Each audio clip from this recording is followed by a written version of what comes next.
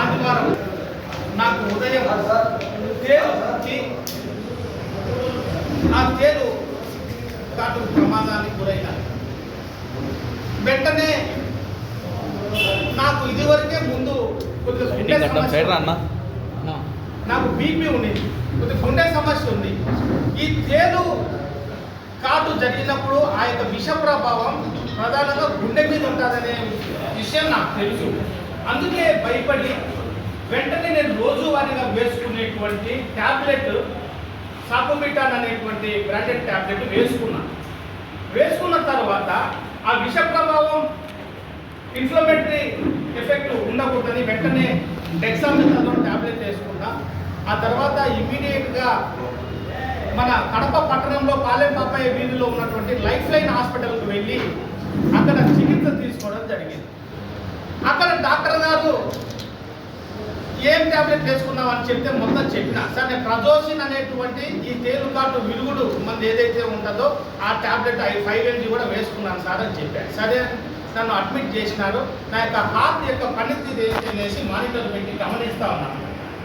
ఈ పరిస్థితుల్లో అక్కడ ఫ్రూసిమైడ్ అనే ఇంజక్షన్ కూడా వేయడం జరిగింది. అదేవిధంగా మధ్యాహ్నం ఆయన ఇంటికి వెళ్తూ అక్కడ ఉన్నటువంటి డ్యూటీ డాక్టర్కు సమయం అయింది కదా, దాదాపు 5-6 గంటలు అయింది, ఆయన ప్రదోషం వేసుకొని మళ్ళీ ఇంకొక ట్యాబ్లెట్ వెయ్యి అని చెప్పేసి ఆమెకు సూచించినట్టున్నారు. ఆమె నా దగ్గర ఆ ట్యాబ్లెట్ వేసుకోమని ట్యాబ్లెట్ ఇచ్చింది. ఈ యొక్క యాజమాన్యాన్ని నాకు ఎవరెవరు ట్రీట్మెంట్ ఇచ్చారో, నన్ను ఎవరు ప్రత్యక్షంగా పర్యవేక్షించారో సీసీ ఫుటేజ్ తీయండి. వాళ్ళు ఎవరు, వాళ్ళ క్వాలిఫికేషన్ ఏంటి, వాళ్ళ లైసెన్స్ ఏందో తీయండి బయటికి అని నేను అడుగుతాను.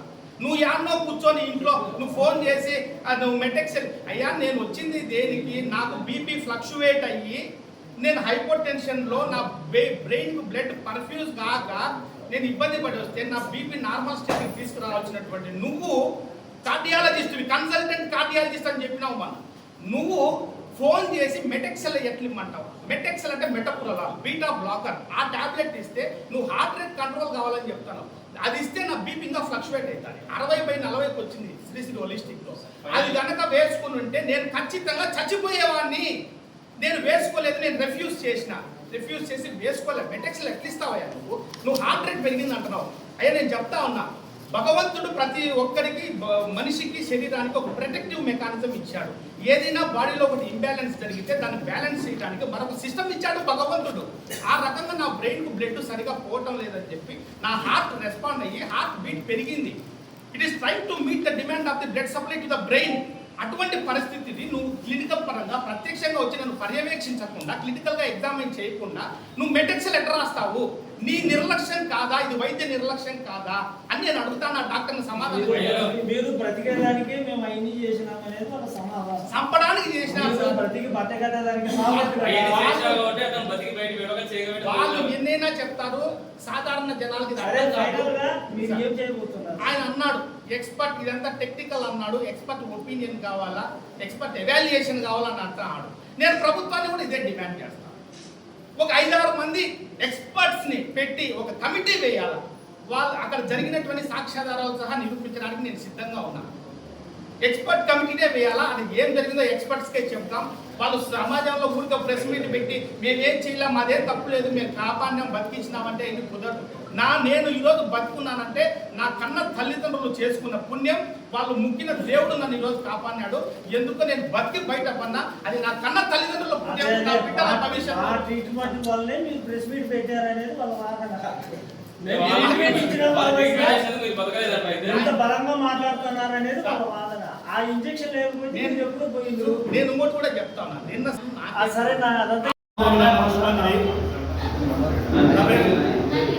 సీఎం రెడ్డి మానవ సంక్షేమ సంస్థ కడప జిల్లా అధ్యక్షుడిని.